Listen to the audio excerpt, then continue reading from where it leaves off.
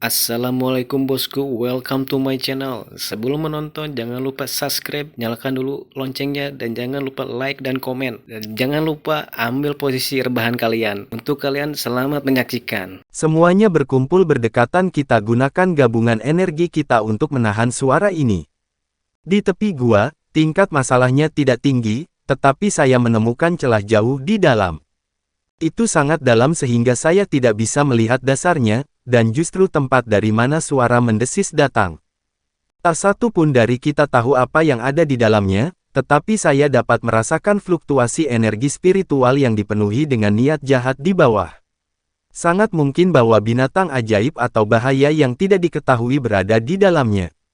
Karena semua orang melihat kemampuan diri saya sendiri, kalian harus mengerti mengapa, tetapi saya berencana untuk melakukan eksplorasi ini sendiri. Kali ini, saya akan memanfaatkan permata itu dengan benar untuk merekam semuanya. Bagaimana kalau membiarkan aku ikut? Keir bertanya pada Long Hao Shen. Long Hao Shen menggelengkan kepalanya, sebaiknya aku pergi sendiri. Dengan Hao Iwe berada di sini, aku akan dapat berteleportasi kembali kapan saja. Keir mengangguk dalam diam. Pada kenyataannya, dengan kekuatan Long Hao Shen saat ini, selama dia tidak berakhir disergap dan dikalahkan secara mudah oleh musuh yang kuat, tidak perlu khawatir akan keselamatannya. Tapi mungkinkah begitu mudah untuk mengalahkannya secara instan? Faktanya, orang tidak boleh lupa bahwa dia memiliki rantai jiwa, menghubungkannya secara spiritual dengan 6 rekan satu timnya yang lain. Bahkan seseorang dari langkah ke-8 belum tentu bisa menggunakannya. Karena bahkan Keir setuju, yang lain tidak punya alasan untuk tidak setuju. Bahwa Long Hao Shen menyatakan bahwa dia akan menggunakan permata rekaman untuk merekam eksplorasinya sudah menjadi bukti bahwa dia tidak memiliki motif egois. Bahkan jika dia menemukan beberapa harta karun besar, ini akan dicatat oleh permata rekaman. Kontrak darah yang datang dengan teleportasi instan sebagai manfaatnya sangat cocok untuk misi eksplorasi semacam ini. Ini juga salah satu alasan mengapa, meskipun Long Hao Shen tahu bahwa misi ini akan relatif sulit untuk diselesaikan, dia masih memutuskan untuk menerimanya. Setelah beberapa saat beristirahat dan mengatur ulang, Long Hao Shen memasuki gua berdesis untuk kedua kalinya. Karena pengalaman yang dia miliki dari penjelajahan sebelumnya, dia berjalan di rute dengan mudah hingga ke lokasi celah. Namun, pada titik ini, dia tidak terus bergerak maju dengan tergesa-gesa yang tidak semestinya, tetapi berhenti di tempat dia duduk sebelumnya. Pada saat suara mendesis dimulai untuk keempat kalinya, Long Hao Shen mengungkapkan senyum kepuasan. Saat dia menyebarkan pelindung sucinya untuk kedua kalinya, pemandangan fantastis terjadi. Di permukaan, tampaknya tidak ada perubahan pada pelindung suci Long Hao Shen, tetapi setelah melihat dengan cermat, orang akan melihat bahwa pelindung berwarna emas memiliki penampilan yang lebih kabur. Penggunaan getaran adalah penjelasan dari fenomena ini. Pelindung suci bergetar pada frekuensi yang sama dengan gelombang suara mendesis. Ini adalah hasil dari pemahaman yang dimiliki Long Hao Shen, yang dia sebut ripples of light atau desir cahaya. Ledakan pemahaman yang dia miliki sebelumnya justru terkait dengan lintasan dan pola getaran gelombang suara mendesis mengikuti, serta energi yang terkandung dalam gelombang suara itu sendiri. Pada saat ini, dia menggunakan metode operasi yang sama dan menyalin lintasannya dengan energi spiritualnya sendiri. Dia masih merasa sulit untuk memahaminya, tetapi durasi pelindung suci meningkat 2 kali lipat, sebelum akhirnya hancur berkeping-keping oleh gelombang suara. Mengungkapkan kegembiraan yang sulit disembunyikan, Long Hao Shen menggunakan pelindung suci untuk kedua kalinya. Sebelumnya dia datang ke sini, dia mendapatkan pemahaman, tetapi kali ini, dia berencana untuk menguji dan berlatih. Dengan cara pemahaman dan persepsinya yang jauh melebihi orang biasa, pada saat dia menyelesaikan 5 pelindung suci, itu sudah mencapai tingkat kesempurnaan yang dekat dengan gelombang suara. Sama seperti itu menyatu sepenuhnya dengan ombak, tidak hanya itu benar-benar menghalangi suara untuk masuk, itu juga mengisolasi dia sepenuhnya dari serangan yang datang.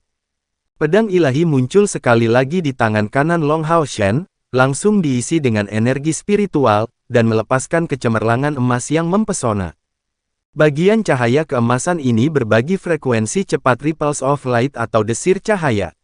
Long Haoshen mulai memahami dengan jelas bahwa menggunakan energi spiritual dalam kombinasi dengan ripples of light atau desir cahaya akan datang dengan konsumsi energi 2 kali lipat yang biasanya dia miliki, tetapi kekuatan pertahanan pelindung suci tidak hanya meningkat 2 kali lipat itu bahkan telah mencapai tingkat yang mendekati perlindungan elemen cahaya. Ketika pelindung suci dikeluarkan bersama dengan ripples of light atau desir cahaya, keuntungan yang paling penting adalah sifat hasil yang mengejutkan dan rasio efisiensi biaya energi spiritualnya. Meskipun konsumsi energi spiritual akan berlipat ganda dalam kasus ini, itu menjadi sebanding dengan mantra langkah kelima. Lebih penting lagi, itu masih memiliki waktu penyusunan ulang yang sangat singkat yang sama dari pelindung suci. Melambaikan pedang ilahi dengan tenang, Long Haoshen segera merasa bahwa serangkaian suara mendengung tambahan dilepaskan dari pedangnya. Itu bukan suara keras, tetapi membawa frekuensi yang sama dengan suara mendesis di luar. Dengan pertahanan pelindung suci, suara mendesis sudah tidak berpengaruh sama sekali. Mengambil langkah maju, dia mendekati dinding batu, langsung menggunakan pedang ilahi di tangannya untuk menusuknya. Sebuah adegan yang bahkan membuat Long Haoshen tercengang terjadi. Pedang ilahi, senjata ajaib belaka, secara tak terduga berhasil menembus dinding batu seperti mentega, dan tanpa terlalu banyak gesekan.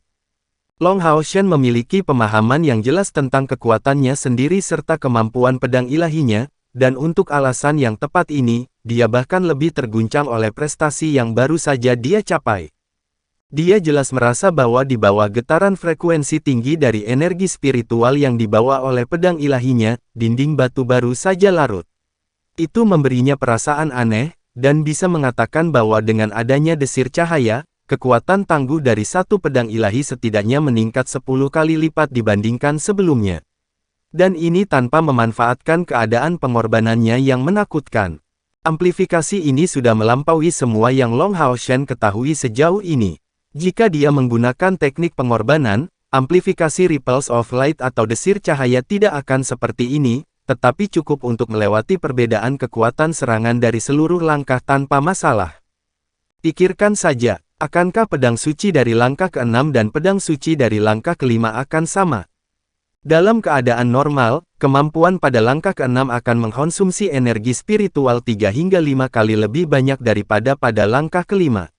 Tapi ripples of light atau desir cahaya hanya membutuhkan Long Haoshen untuk mengkonsumsi energi spiritual 2 kali lebih banyak. Selain itu adalah kemampuan langkah ke-5 yang dapat memiliki kekuatan kemampuan langkah ke-6, selain aspek kejutan, dan waktu persiapan kemampuan langkah ke-5 dan tidak lebih. Ini adalah teknik pertama yang diciptakan sendiri oleh Long Haoshen, dan tanpa keraguan sedikit pun, itu sangat membantu dalam melepaskan potensinya. Peri elemen cahaya Yating terbang keluar dari dada Long Haoshen, menatapnya sambil tersenyum dan mengeluarkan suara aneh dari mulutnya. Dalam kapasitasnya sebagai peri kontrak Long Haoshen, dia juga bisa mempelajari salah satu kemampuan yang bisa digunakan Long Haoshen. Dan jelas, dia juga merasakan kegunaan besar dari kemampuan ini bernama Ripples of Light atau desir cahaya. Melepaskan energi spiritual untuk membantu Long Haoshen pulih dari konsumsi energi spiritualnya, Yating menari di udara, berputar-putar di sekitar Long Haoshen, memiliki master seperti itu menyebabkan dia merasa sangat beruntung. Bagi peri elemen cahaya, keinginan terbesar bukanlah untuk berevolusi, tetapi untuk meningkatkan kekuatan mereka terus-menerus. Setelah mendapatkan master manusia, evolusi mereka akan terkait erat dengan peningkatan kekuatan tuan mereka. Jika kultivasi Yating suatu hari nanti bisa mencapai tingkat tertentu, membiarkannya berevolusi ke tingkat Ratu Peri, dia bahkan akan dapat menghasilkan tubuh fisiknya sendiri. Pada saat itu, garis keturunan peri berpangkat lebih tinggi, yang telah punah hampir 10.000 tahun yang lalu, akan terlahir kembali. Faktanya, meskipun di seluruh benua, peri elemen langka dan sedikit, mereka masih ada. Namun, sejak 10.000 tahun yang lalu, tidak ada yang pernah bisa berevolusi ke tingkat peri berperingkat lebih tinggi. Dan Yating saat ini menaruh harapan ini pada Long Haoshen, jelas percaya pada kemungkinan ini. Suara mendesis yang keras melemah dengan pengaruh Long Haoshen, sebelum menghilang lagi. Dengan pemahamannya tentang desir cahaya, Long Haoshen memperoleh dorongan besar dalam kepercayaan dirinya. Dia mundur kembali ke pintu masuk gua, membuka permata rekaman dan masuk lagi di dalam gua, tanpa berhenti kali ini, tetapi langsung melompat di celah, sambil melepaskan pedang Hibiscus of Light. Long Hao Shen sudah lama memilih ke tempat mana dia akan melompat. Turun, dia berbalik ke arah dinding batu pada jarak 10 meter.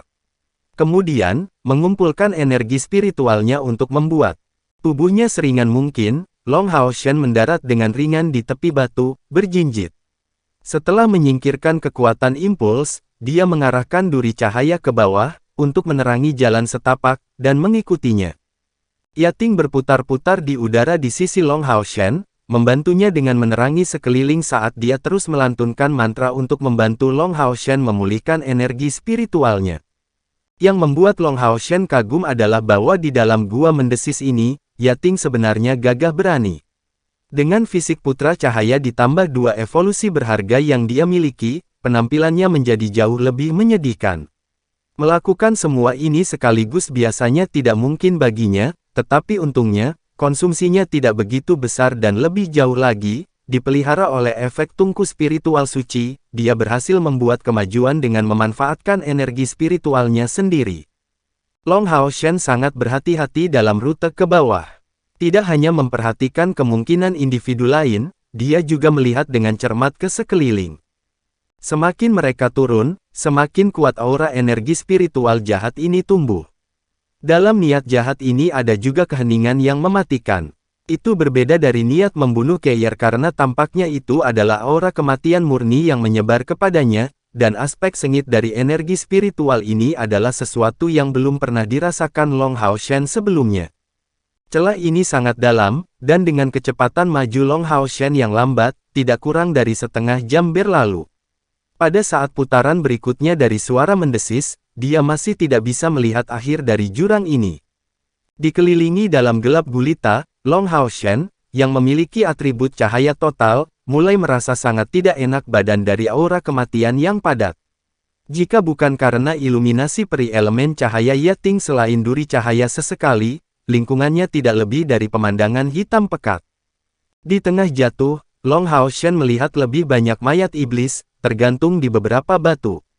Sangat jelas, iblis-iblis ini telah mati karena pengaruh suara mendesis selama penjelajahan mereka.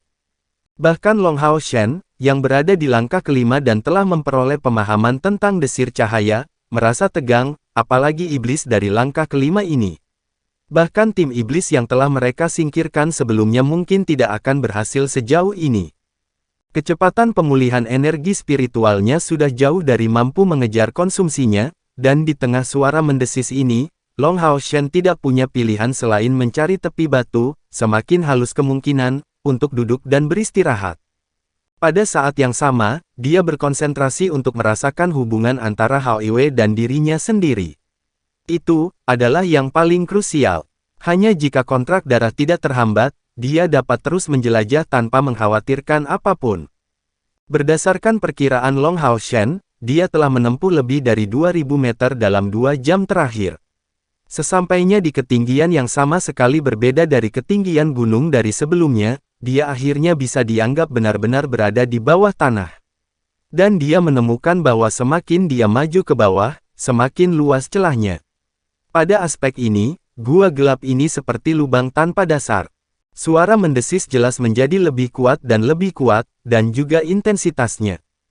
Karena pemahamannya tentang misteri desir cahaya, Long Hao Shen menemukan setelah pengamatan yang cermat bahwa getaran gelombang suara juga akan bertambah cepat ketika suara mendesis keras memperoleh kekuatan, mencoba untuk meningkatkan frekuensi getaran energi spiritual pelindung sucinya sendiri. Dia segera merasa bahwa konsumsi energi spiritualnya tidak hanya akan meningkat secara substansial, tetapi juga, meningkatkan frekuensi akan menjadi semakin sulit saat dinaikkan. Ini karena kultivasinya tidak mencukupi. Bahkan jika Long Hao Shen tidak mengujinya, dia yakin bahwa semakin cepat frekuensinya, semakin kuat kekuatan serangan Ripples of Light atau desir cahaya. Artinya, kemampuan ini akan menguat seiring dengan kultivasinya sendiri. Dia saat ini sangat puas, selama perjalanan di dalam wilayah iblis ini, pasukan sudah mendapatkan cukup banyak keuntungan. Bahkan jika mereka tidak berhasil menyelesaikan misi pada akhirnya, tidak akan ada kerugian dari upaya tersebut. Jika dia menemukan bahaya yang tidak dapat dilawan oleh kedua pasukan pemburu iblis, mereka hanya akan mundur dan hanya itu. Keselamatan adalah prioritas utama mereka. Selanjutnya, selama dia bisa menyimpan gambar di permata mereka, itu akan berfungsi sebagai bukti dalam meyakinkan rekan satu timnya tentang bahaya. Saat dia mencoba memperdalam pemahamannya tentang desir cahaya lebih jauh, Long Hao Shen menahan ancaman yang dibawa oleh suara mendesis ini. Energi spiritualnya sendiri hampir habis setengahnya, dia benar-benar yakin bahwa tiba di titik saat ini tidak mungkin tanpa tingkat kultivasi pada langkah kelima atau lebih tinggi, apalagi untuk terus maju. Paling-paling, seseorang dengan kultivasi pada langkah keenam akan dapat memblokir bahaya udara dengan mengandalkan energi spiritualnya sendiri, dan mengurangi kecepatan jatuh sebagian besar. Pada saat yang sama, pembukaan lubang spiritual pada langkah keenam akan membuatnya jauh lebih mudah untuk memulihkan energi spiritualnya. Suara mendesis berdering sekali lagi, dan Long Hao Shen mengkonfirmasi keselamatannya sendiri dengan mengirim pesan kepada Hao Yue. Bertindak hati-hati, dia duduk, berusaha keras untuk memulihkan energi spiritualnya di tempat yang hampir tanpa esensi cahaya ini. Di gua berbahaya dengan tingkat bahaya yang tidak diketahui ini, secara alami lebih baik untuk lebih berhati-hati. Long Hao Shen juga menemukan bahwa justru karena esensi cahaya di sekitarnya tipis, tungku roh suci di dalam dirinya berputar dengan kecepatan yang jauh lebih lambat, seolah-olah mencoba beradaptasi dengan lingkungan ini. Dalam kapasitas Long Hao Shen sebagai putra cahaya, selama esensi cahaya hadir di dunia luar, tidak peduli bagaimana dia berkultivasi, esensi cahaya masih akan tetap tidak ada habisnya. Kali ini adalah pertama kalinya dia berkultivasi di tempat yang begitu miskin dalam esensi cahaya, namun, energi spiritual tubuhnya masih terus berputar, dengan tungku roh suci sebagai pusatnya. Jika tingkat kultivasi Long Hao Shen cukup, proses ini secara bertahap akan memberinya pemahaman tentang misteri halus wadah spiritual, tetapi sayangnya, kultivasinya saat ini jelas jauh dari cukup.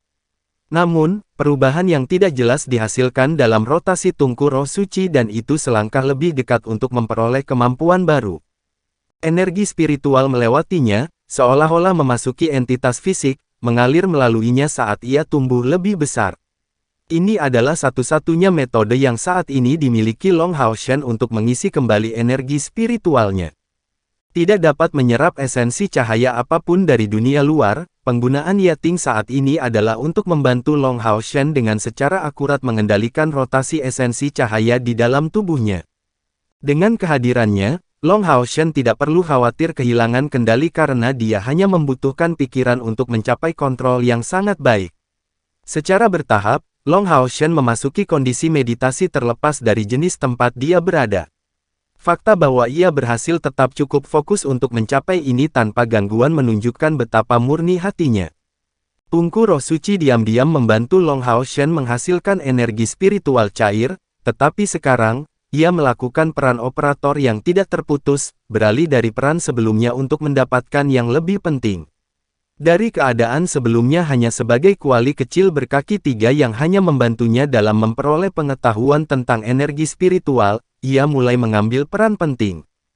Energi spiritual cair yang ditarik oleh tungku roh ini berputar di sekitarnya, secara bertahap menyusut ukurannya sampai mencapai keadaan cair dan bahkan memberi Long Hao Shen perasaan berdebar-debar. Long Hao Shen saat ini melakukan yang terbaik untuk tetap dalam keadaan pikiran yang stabil sambil memusatkan pikirannya pada tungku roh suci dan merasakan tungku roh suci dalam keadaan meditasinya di tempat yang aneh ini, di mana ia tidak dapat menyerap esensi cahaya. Ini jelas merupakan metode yang sangat cerdas, mereproduksi proses saat tungku roh suci telah menghasilkan energi spiritual cair dalam dirinya untuk pertama kalinya. Dengan kapasitas mentalnya yang kuat, dia dapat merasakan sebagian besar perubahan di dalam tungku roh sucinya, dan menemukan bahwa energi spiritual cair di dalamnya secara tak terduga sedang dikompresi.